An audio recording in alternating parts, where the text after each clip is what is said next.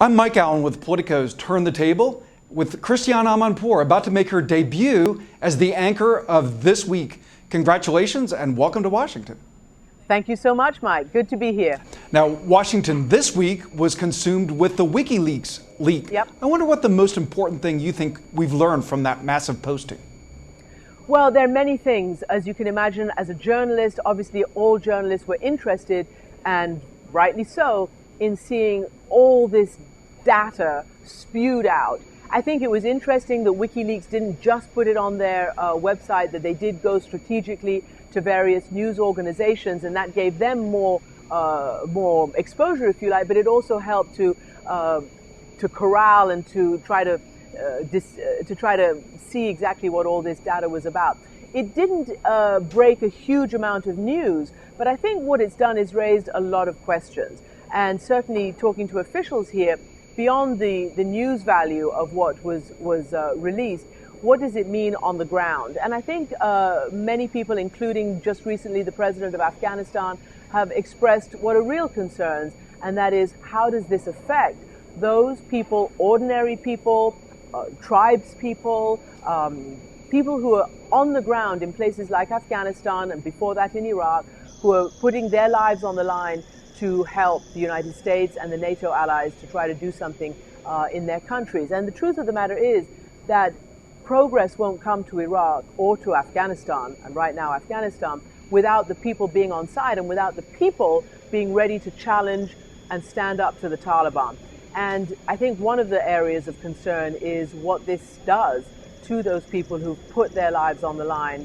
And I think that's something that we're all going to be looking at. And Christiane, how do you feel about how the U.S. press has handled this data? Well, look, I think there's been a huge amount of interesting analysis around it, and a huge amount of effort to explain what this raw data is. It's very difficult, and it's not all real-time data. A lot of it is the product of the last few years.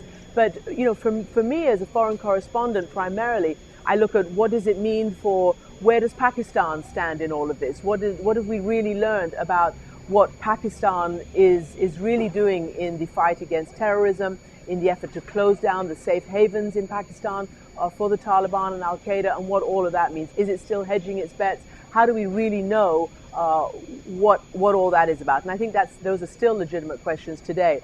What about some of the weapons systems that the Taliban are said to be using? How important is it that they had a version of the Stinger missiles? Was it a game changer? It appears not to have been. What about the civilian casualties? I think there's been a lot of effort by the American media to really go into those very crucial and meaty and vital issues on the ground. And now the main event with a Politico drum roll. Who are your debut guests for This Week? Well, I am very fortunate to have two of the main newsmakers this week, and one is the Speaker of the House, Nancy Pelosi, the most powerful woman in the United States, but also, as you know, in the center of all the political goings on, not just in her party and up to the midterms, but really what's going on in the country in terms of trying to get laws and legislation passed and doing what they can to affect the lives of the American people.